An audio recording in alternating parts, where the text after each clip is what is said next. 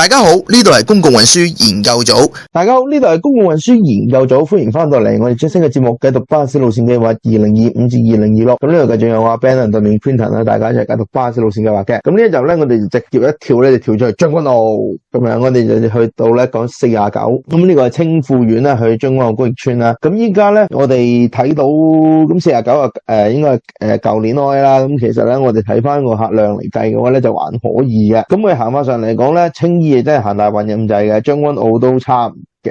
咁依家49嘅話咧，咁其實佢係講緊中間嗰段咧，佢經佐敦，跟住然後之後咧，佢就一路東九龍走廊啊、橋隧道啊咁樣。但係咧，佢之後咧，佢就並唔係上去，佢之後咧就並唔上觀塘繞道嘅，佢係經咗啟福道之後咧，跟住佢係直插咗去偉業街，跟住喺偉業街一路碌到又上翻去將軍澳隧道嘅。咁所以49嘅話咧，其實佢行法上嚟講咧，其實有啲騎呢噶，如果佢哋講嘅話。咁但係我哋去睇翻嘅話，佢仍然算係青衣到將軍澳呢一條都講咗，其實都相當之多年嘅一個咁樣嘅路線啦。咁我哋講嘅話咧，咁青富苑開嘅話咧，就星期一至五公眾假期除外咧，或者得翻係上晝7點或者7點半啦。咁啊將軍澳工業村開嘅話咧，星期一至五公眾假期除外咧，就係下晝5.2到5點半㗎。咁啊，即係咁樣可能辦啦。單程收費14個7啊，最繁忙嘅時時來載客率67%啊，就用兩架車啦。咁佢就咁樣講嘅。依家咧49咧就其實就分別提供咗一個單頭、兩個單頭俾大家就用啦。咁但係咧佢係兜到阿媽都唔認得嘅，因為佢全部屋邨全部兜晒，兜到咩地步？等陣先講。咁佢咧就話咧就為咗咧佢分流翻啦兩個區域嘅客啦，咁不如咧就將49咧就拆做兩條線。咁啊49咧就變咗做去青衣碼頭開，淨係行青衣南。將個工業村開車嘅時間咧就變5點半到5點10。咁49響青衣北嗰段咁點算咧？就變49E，就長橫開出嚟咧，都係兩個單頭咁樣走。咁佢兩個建議嘅話咧，就都係會經九龍灣啦，咁樣諸如此類嘅。我睇翻時間上嚟講咧，咁就實際上嚟講，等於咧就係我哋青衣咧去九龍灣咧嘅話咧，其實就青衣去經九龍灣去將軍澳咧嘅話咧，我哋就會見到其實佢呢個建議嘅話咧，就係一個係7點到7點半啦，同埋另一個7點3、7點9啊。咁如果時間上嚟講，就另一個就5點半到5點10，另一個就5點8到6點，大概就咁嘅情況。行法上就叫睇地圖啦，唔嘥時間。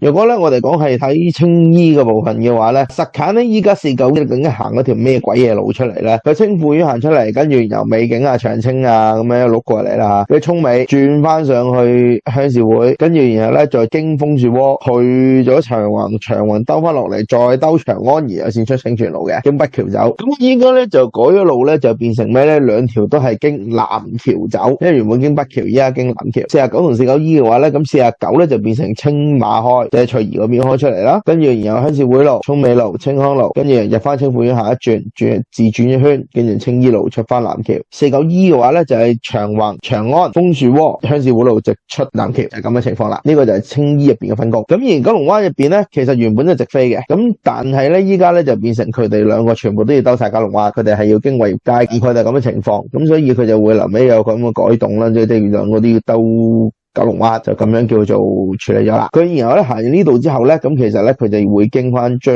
軍澳隧道走嘅，經翻將隧走嘅，所以兩條都會臨尾走上將隧。不過就淨係青衣嗰段咧就兜嘢拆開咁解嘅啫。即係簡單嚟講啦，殊途同歸嘅兩架車，不過就青衣就分家。嗱，老實講啊，咁先49你行到咁鬼樣啊，真係好惡啃嘅。咁對佢巴客嚟講都係一種酷刑。嗱，正確啲咁講啦，49本來係招標線嚟嘅，開咗都2年到3年嘅線，咁就嗰營運商自己拆。即係如果有聽開我哋講，我成日都笑呢一間紅色嗰間咧，就做咗90件都唔識做九龍，佢理論上就係識做屯門元朗嘅啫。OK， 但係似乎一樣嘢更加大鑊就係咧，plan線嗰個咧，當唔係紅色公司嘅時候咧，佢係更加黐線嘅，所以先至衍生到咁嘅問題出嚟。或者咁講啦，點解49E 要兜九龍灣？其實都幾明顯，就係九龍灣概念股咧，喺青衣係冇炒過嘅。咁我哋首先歡迎49同49E 一齊加呢個九龍灣概念股系列啦。咁但係問題就又翻嚟啦，即係原本咧你個路線咧，雖然九龍灣可能舊展貿啊、偉業街啊，你有放站都好啦，但係咧佢原本都算係一個相對直接路線，盡快跑入將將軍澳嘅方法。咁但係而家你演變落嚟變成乜嘢咧？就係話佢攞一條收緊將軍澳價嘅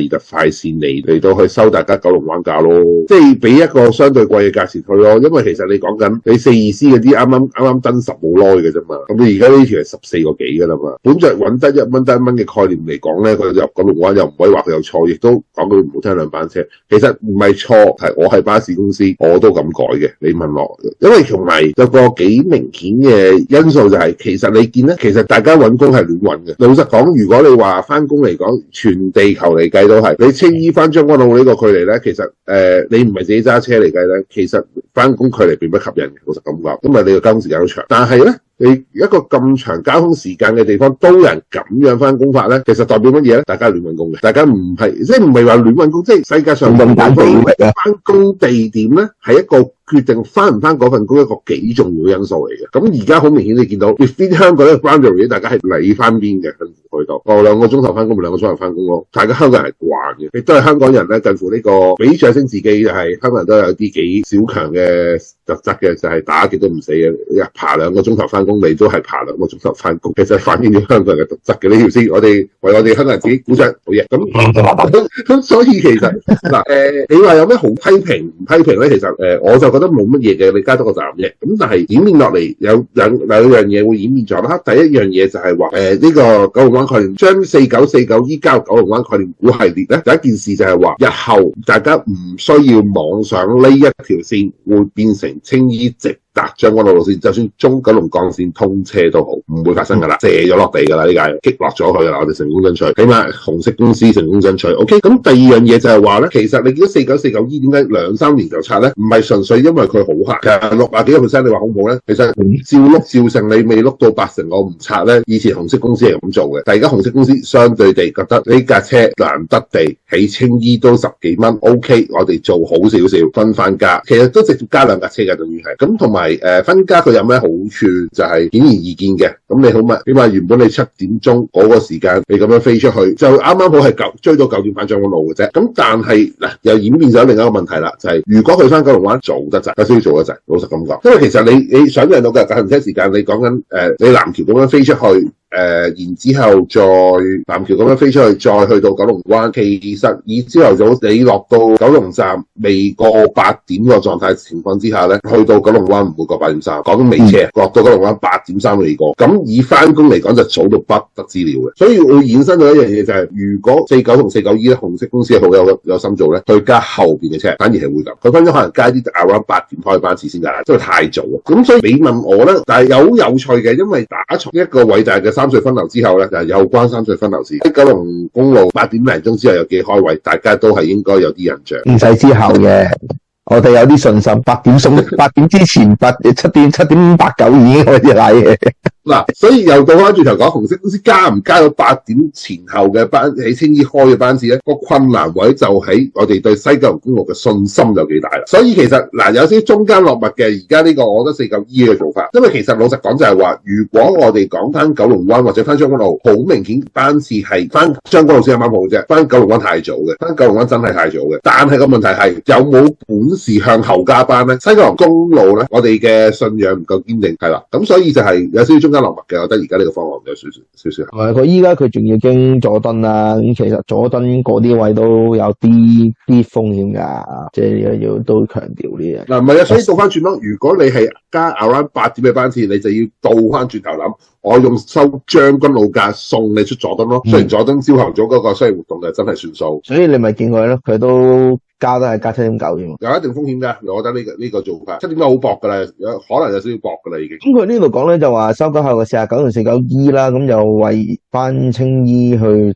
提供一個去將軍澳工業村嘅巴士服務。咁佢哋話咧分工清晰啲，咁就有效啲運用啦。嗱，不過其實諗下講一句咧，以前咧其實我覺得49咧呢一類線咧九巴都係會拆嘅，但係49係咩情況之下佢會拆咧？佢會咁樣拆法嘅，佢哋唔係2班車㗎嘛，係咪？我俾你一人一班。啱啊！咁我哋揸住嘅係咁樣做法嘅。果然作為大國嘅災民，果然深明紅色公司嘅經營模式啊！古來邊有咁好人士啊，兩班車再拆兩班車過你咪發達啊！九龍公司似個好人咩？起手一見到我都覺得第一樣嘢就係一定係炒咗九龍灣佢唔顧先，咁先至有相對仁慈做法俾你。再唔係倒翻轉嘅，可能係財運拆一班車出嚟，然之後沿線咪繼續兩班車，可能加一格就唔會一嚟兩格㗎。其實太唔會咁做嘅，即係難得紅色公司對全葵青咁大方㗎。哇，仲要青衣喎，係咪先？唔係係咯，葵青喎，青衣喎，你唔錯喎，你坐 E21啦笨咁樣㗎嘛，嗰間公司不嬲咁對大家㗎嘛。咁佢就話兩條線都會經翻九龍灣商貿區啦，咁樣。咁啊青衣路段嚟講嘅話咧，咁如果青南嘅話咧，就會慳到5到15分鐘，嗰個青北就可能慢啲啲。即係我呢長安計啊，長安計會稍慢啲啲嘅，咁但係長安嗰個慢嘅話還好嘅，應該in case就嗰個唔係好慢㗎，你諗下，其實佢行完楓樹窩近乎直飛㗎啦。因為你講佢又唔入青衣村係咪先？本來都唔入嘅冇所謂。又係嗰句咯，又係好明顯呢啲路線就係運輸署美其名啊，新屋苑入伙我哋做個招標咁樣，美其名係做啲咁嘅嘢，咁但係其實就係攞嚟去填翻一啲以往成個 planning 裏邊漏嘅嘢，然之後夾硬掹咗出嚟招標。咁當然啦，你問我，如果佢真係好似我哋之前覺得咩都要俾另一間公司做先過癮嘅，會唔會咁樣拆咧？或者其實可能嗰間公司更加進取，反正佐敦我已經睇下434 A 佐敦尖沙咀特快啦 ，A 啊 B 啊 C 啊 D 啊咁樣啦，係嘛？插翻幾廿八條。冇啊！你喺人哋地方插旗，你係乜都做得出嘅。你諗下20同20 A 有冇關係？嗱，咁我哋呢度去睇啦，咁就49佢就話一啲替代服務啦 ，so call 啊，咁但係所謂替代服務都唔知替代啲咩。咁你呢度去睇嘅話咧，咁佢如果咧不過要諗喎，佢九龍灣個分段都開得幾狼台。九龍灣個分段佢開10個3，呢個價真係有啲極品喎，老老實實。嗱唔係嘅，其實嚴格嚟講，佢跟翻93K 落到觀塘先有分段嘅做法啫。如果咧我哋唔係93K，我哋梗係唔係睇93K 啦，我哋呢人唔聽話噶嘛，我哋呢啲華人就要睇98。你又睇96、97啦？我哋啲華人係睇98D 嘅，不過睇98D 嘅話咧，你就會覺得咧，哎呀，即係皇恩浩蕩啦。點解咧？98D冇分段噶嘛？因為佢冇分段。咁我哋呢度去睇嘅話咧，咁所以10個3係咪皇恩浩蕩啊？係，對唔住大佬。你知就好啦。咁不過就係講翻轉頭，咁我見到你叫人俾10個3咁樣行啊，咁佢將軍澳入邊嘅話，其實佢要行坑口啊。其實我講93K 都係錯嘅，因為93K 九龍灣站我記錯係有分段嘅。佢如果佢跟93K 收，佢都係好貴。諗住咁講啦，就係。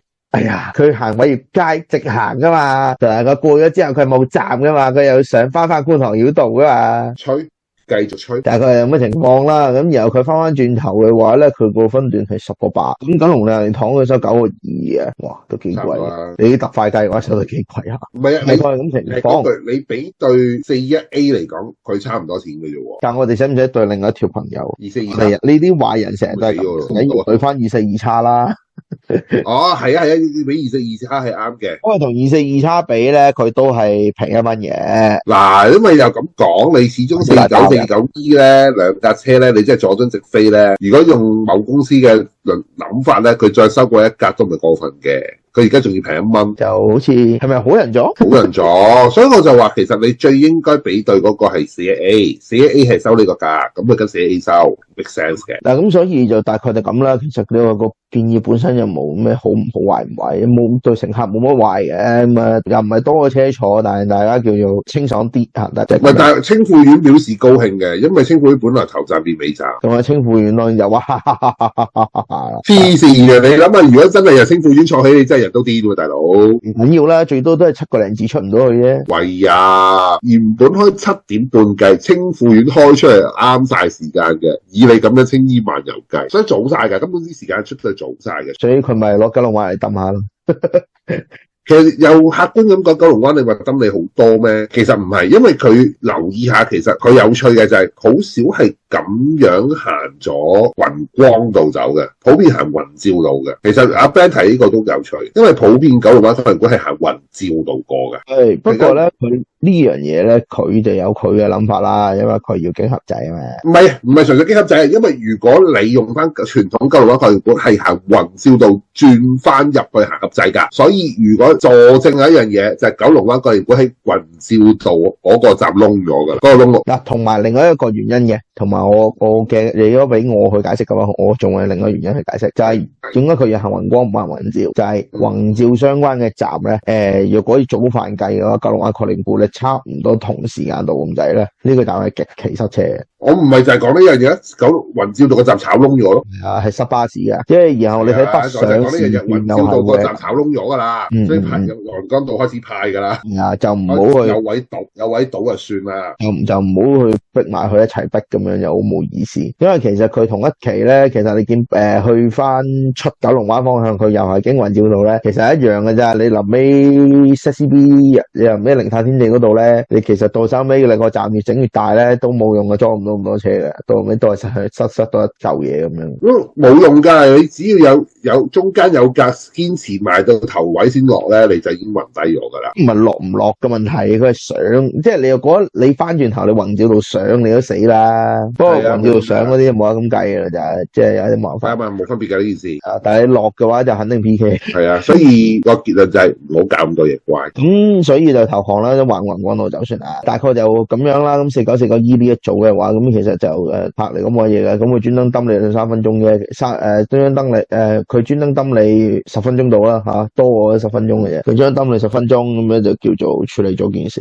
如果你九龍灣計嘅咪開心咯，冇得將軍澳計啊，其實就一般啦，還可以啦，坐緊冇咁得人驚嘅真嘅。咁啊講到咁多先啦。咁如果大家中意呢條片咧，可以 like share 啦，咁睇到幾時仲得啦。咁如果大家咧覺得咧我哋個 channel 咧講得都幾有道理嘅喎，咁我咧就可以咧係 subscribe 翻個 channel， 撳翻個鐘仔，咁你就可以隨時收到我哋最新影片嘅通知啦。多謝。